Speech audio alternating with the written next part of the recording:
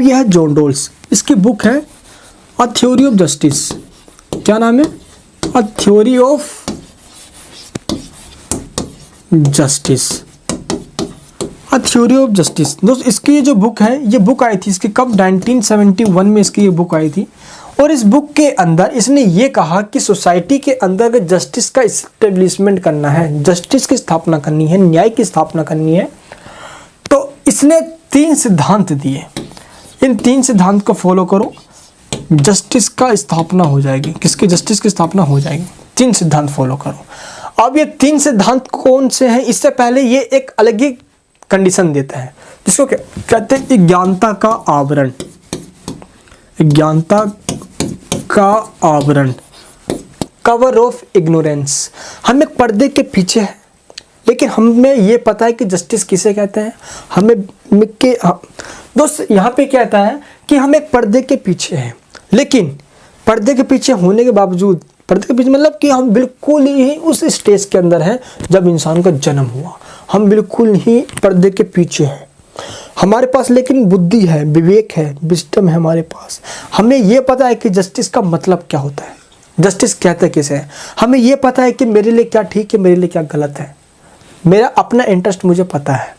ये हम पर्दे के पीछे हैं, लेकिन हमारे पास ना कोई फैमिली, परिवार, कुछ भी नहीं है। हम पर्दे के पीछे, हम कुछ भी नहीं जानते, ठीक है। लेकिन जैसा ही पर्दा हटता है, तो इस पर्दे के पीछे की कंडीशन को कवर ऑफ इग्नोरेंस के नाम से जाना जाता है, अज्ञानता का आवरण कहा जाता है। लेकिन एक बात ध्यान रखना, जैसे पर्दा हटा तो हमने 3 चीज़ की डिमांड करी। क्यों? क्योंकि पॉपुलेशन बढ़ गई, अलग अलग तरीके से लोग आ गए, अमीर लोग, गरीब लोग, कोई इस कम्युनिटी का, कोई इस कम्युनिटी का। तो इस तरीके से सोसाइटी में न्याय की स्थापना, जस्टिस के इस्टेब्लिशमेंट तभी हो पाएगा जब 3 राइट्स हम देंगे। जब अज्ञानता के आवरण, जब इंसान पर्दे के पीछे था, तो उसको इन चीज़ों की जरूरत नहीं थी। क्यों? क्योंकि वो पर्दे के पीछे है, इंसान को कुछ भी नहीं चाहिए। ये एक इमेजिनेशन है इस जॉन रॉल्स की, कि जहाँ पे इंसान बिल्कुल ही इक्वल है, किसी को कुछ भी नहीं चाहिए। हाँ, उसके पास जस्टिस पता है कैसे करते हैं, है ना, उसके पास दिमाग है, बुद्धि है, ये सब उसके पास है, लेकिन कोई परिवार, फैमिली कुछ भी नहीं, सब इंसान इक्वल है। एक इमेजिनेशन इस बंदे का। लेकिन जैसे ही आगे आते हैं, पर्दा हटता है, हमें राइट चाहिए होते हैं ताकि जस्टिस मिल सके। यही होता है आप सभी का जस्टिस का थ्योरी। अब इसने वो कौन से 3 सिद्धांत दिए हैं, 3 थ्योरी दिए हैं, जिसको जस्टिस के अंदर माना जाता है, जिसको हम क्या कहते हैं? Justice theory of John Rawls. चलिए अब जानते हैं हम इसके 3 थ्योरी कौन से हैं। 1971 में अ थ्योरी ऑफ जस्टिस है, न्याय का सिद्धांत, इसके एक बुक आई थी। उसके अंदर दोस्तों इसने सारी ये बातें कही है, ठीक है। अ थ्योरी ऑफ जस्टिस, न्याय का सिद्धांत, ठीक है। उस बुक के अंदर दोस्तों सारी बातें कह रहा है। अब इसके 3 सिद्धांत है। इंसान गलत और सही में, अपने लिए क्या सही है क्या गलत है, इसमें अंतर करना वो जानता है। इसलिए सभी इंसान को न्याय चाहिए, जस्टिस चाहिए। अब जस्टिस सोसाइटी में लाने के लिए 3 सिद्धांत को अपनाना पड़ेगा, ये कहना है जॉन रॉल्स का। पहला, सभी को, यानी कि इसने एक सिद्धांत दिया, प्रिंसिपल ऑफ लिबर्टी का। ये हुआ स्वतंत्रता का सिद्धांत। सभी को, जो भी सोसाइटी में इंसान रह रहे हैं, ये पूरे समाज में इंसान रह रहे हैं, उन सभी को स्वतंत्रता का अधिकार होना चाहिए, तभी सभी को जस्टिस मिलेगा। अब ये स्वतंत्रता किस बेस में हो? पॉलिटिकल लिबर्टी, है ना, इकोनॉमिक लिबर्टी, रिलीजन्स की लिबर्टी हो, ये सभी लिबर्टी है। सिंपल आज़ादी मेरे को हो, मैं पॉलिटिक्स में पार्टिसिपेट कर सकता हूँ, मैं चुनाव लड़ सकता हूँ, है ना, मुझे अधिकार हो कि मेरा देश का नेता कैसा हो, ये सब है ना। एंड इकोनॉमिक में मैं किस काम को करूँ, मैं कौन सा धंधा करूँ, मेरी ऑक्यूपेशन क्या हो, मेरा बिल्कुल राइट हो ये करने का। एंड रिलीजन में मैं कौन सा धर्म अपनाऊँ, मैं किस धर्म का पालन करूँ, ये मेरा पूरा राइट हो। तो ये बात करते हैं प्रिंसिपल ऑफ लिबर्टी के अंदर कि लोगों को इस तरीके से लिबर्टी मिलनी चाहिए। पहला राइट ये हो गया इनका। एंड इस प्रकार ये सेकेंड बात करते हैं equal opportunity, equal opportunity to all.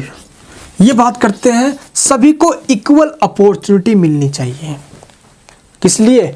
यानी कि इंसान को आगे बढ़ने के लिए वही अवसर मिले जो किसी दूसरे बंदे को मिल रहा है। किसी को स्पेशल राइट्स ना मिले, प्रिविलेज ना मिले, है ना, ताकि एक इंसान पीछे ही रह जाए और एक इंसान आगे बढ़ जाए, ऐसा ना हो। ठीक है, ये आपको ध्यान रखना है। क्लियर है? चलिए, ये क्लियर है आपका। एंड ये थर्ड बात क्या कहते हैं? थर्ड ये कहते हैं, तीसरा जो आपका पॉइंट है, 3 बताया था मैंने आपको 3, तीसरा कहते हैं ये रीएलोकेशन। किसकी बात करते हैं? Reallocation, reallocation of income, reallocation of income, यानी कि आय का पुनर्वितरण, आय का पुनर्वितरण, जो इनकम है उसको फिर से बांटना है। थर्ड वाले में 2 प्रिंसिपल फिर से दे दिया। क्या कहा इन्होंने? कि सोसाइटी के अंदर जो इनकम का डिस्ट्रीब्यूशन होगा वो इस तरीके से होगा कि सोसाइटी में जो सबसे गरीब है, सोसाइटी में जो सबसे पुअर है, उसको सबसे ज़्यादा मिलेगा। इसका मतलब ये हुआ, मान लो इस सोसाइटी के अंदर इतने सारे लोग रहते हैं, है ना, इतने सारे लोग रहते हैं, लेकिन इधर के लोग गरीब सारे हैं, लेकिन इधर के लोग कुछ ज़्यादा ही गरीब हैं, तो इनके मुकाबले में इनको ज़्यादा मिलना चाहिए। ये बोलता है कि मिनिमम को मैक्सिमम मिलना चाहिए। ठीक है, पहले में। और दूसरे में ये कहता है, दूसरे में ये कहता है कि जितने भी अमीर लोग हैं उन पे ज़्यादा हैवी टैक्स लगाओ और उनके टैक्स लेके गरीब में क्या करो? रीएलोकेट करो, उनके इनकम को गरीबों में बांटो। और ये कहते हैं कि इस बात का ध्यान रखा जाए कि ज़्यादा हैवी टैक्स ना लगाया जाए, ताकि जो कैपिटलिस्ट लोग हैं, जो बिजनेसमैन हैं, है ना, उनकी जो प्रोडक्टिविटी, जो क्षमता है वो घट जाए, है ना, और देश में उत्पादन कम होने लग जाए, ऐसा ना हो, है ना। हम मुर्गी से अंडा निकालने के लिए हम पूरी मुर्गी को नहीं काट सकते। ठीक है, तो ये यहाँ पे कहते हैं ध्यान रखना चाहिए आपको। ठीक है, तो इस तरीके से इनका 3 सिद्धांत। पहला क्या रहा? प्रिंसिपल ऑफ लिबर्टी, सभी को पॉलिटिकल का, इकोनॉमिक का, रिलीजन्स का, है ना, इस तरीके से लिबर्टी मिलना चाहिए, यानी कि ये लिबर्टी की बात कर रहे हैं दोस्तों। है तो ये लिबरलिस्ट भाई, तो जाहिर सी बात है लिबर्टी की बात करेंगे। सेकंड ये बात किसकी कर रहे हैं?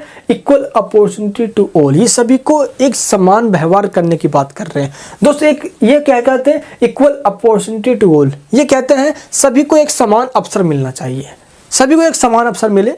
ठीक है, हाँ, लेकिन थर्ड वाले पॉइंट के अंदर इस समान अवसर को थोड़ा और डिस्क्राइब करते हैं। कैसे? ये बोलते हैं रीएलोकेशन ऑफ इनकम, पैसे को फिर से बांटना है, और पैसे को फिर से बांटने के लिए 2 प्रिंसिपल अडॉप्ट करना है, 2 मेथड अपनाना है आपको। कौन कौन से? पहला मेथड ये होगा कि सोसाइटी में लोग गरीब हैं, है ना, और जो गरीबों में सबसे गरीब है उसको ज़्यादा देना है ना।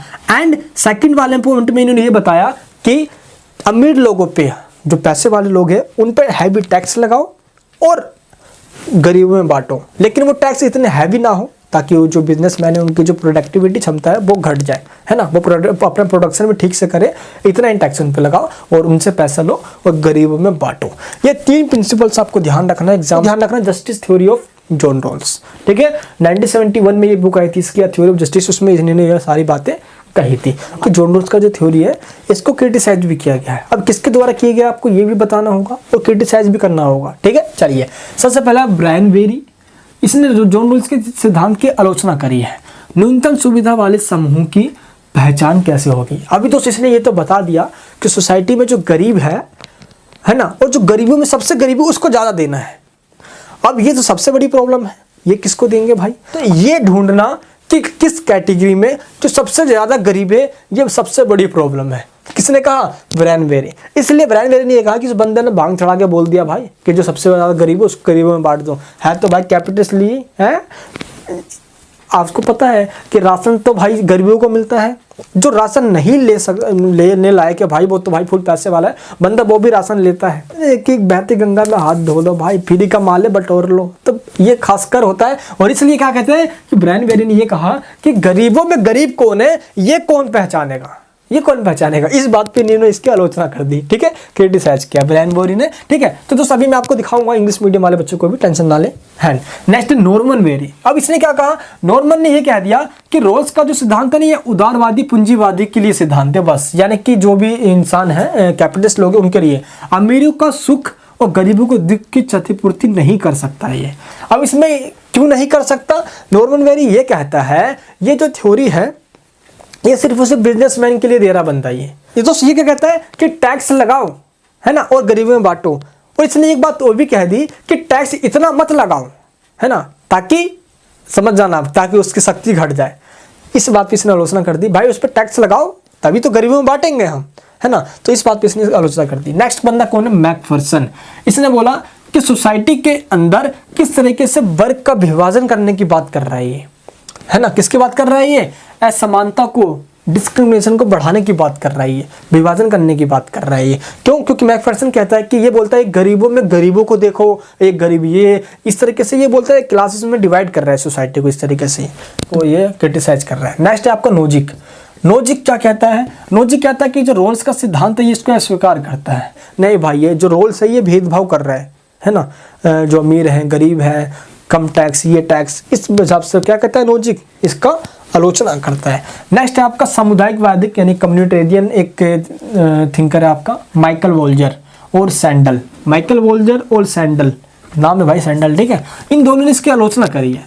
आलोचना किस बेस पे करी कि रोल्स हमें परंपराओं और आकांक्षाओं से अलग करता है। हमारी परंपराएं क्या चल रही है, कस्टम क्या चला आ रही है, उससे ये हमें अलग करता है। नेक्स्ट कौन है, नारीवादी सुसन ओकिन। ये नारीवादी जो फेमिनिस्ट थिंकर हैं ये, इन्होंने क्या कहा कि इस बेस पे इन्होंने आलोचना करी है कि कहीं पे भी जॉन रोल्स ने पितृसत्ता, पेट्रियार्की सिस्टम, पेट्रियार्की सिस्टम का मतलब होता है कि एक घर के अंदर पुरुष प्रधान, पिता, उसका संपत्ति उसके पुत्र का, उसके संपत्ति भी उसके बेटे का हो जाएगा, जिसमें महिलाओं को कोई राइट्स नहीं होता।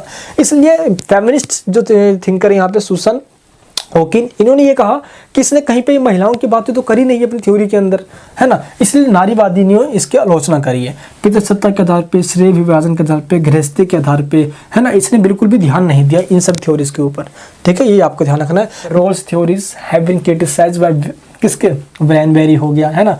Finding the group with the least convenience, हम कैसे ढूंढेंगे भाई, है ना, ये बता रहे हैं यहाँ पे। फिर नॉर्मन बेरी वाला यहाँ पे हो गया। सबसे जल्दी जल्दी ये सारे पॉइंट्स आप नोट करते जाओ साथ ही साथ, है ना। और एक बात आपको और कहूँगा मैं, ये जो आपको मैं नोट्स दिखा रहा हूँ आप इसको डाउनलोड कर सकते हो। ये मैकफर्सन हो गया, डिजायर्स के बेस पे इसने नोजिक ने कर दिया, रिजेक्ट कर दिया इसकी थ्योरीज को। नोजिक ने रिजेक्ट कर दिया, चल भाई खराब थ्योरी है इसका ये, है ना। क्यों, क्योंकि ये डिस्क्रिमिनेशन को बढ़ा रहा है, ये हो गया यहाँ पे। तो इस तरीके से आपको ये बताना है सब इसके द्वारा किस तरीके से थ्योरीज का क्या किया गया है, क्रिटिसाइज किया गया है। तो इंट्रोडक्शंस, फिर थ्योरी का मेन थीम आएगा, जो रोल्स की थ्योरी का बता रहा हूँ, देन लास्ट में इसका क्रिटिसाइज करोगे और लास्ट में आप बताओगे इसका कंक्लूजन। उसे कंक्लूजन में लिखेंगे क्या हम भाई, ऐसा मत सोचना भाई, आपको वही लिखना है जो आपने ऊपर लिखा है, बस उसका निचोड़ लिखना होता है। एग्जाम में कैसे लिखते हैं इसकी मैंने वीडियो अपलोड कर रखा है, उसको देखना, आप जरूर देखना भाई, लिंक नीचे वीडियो के डिस्क्रिप्शन बॉक्स में।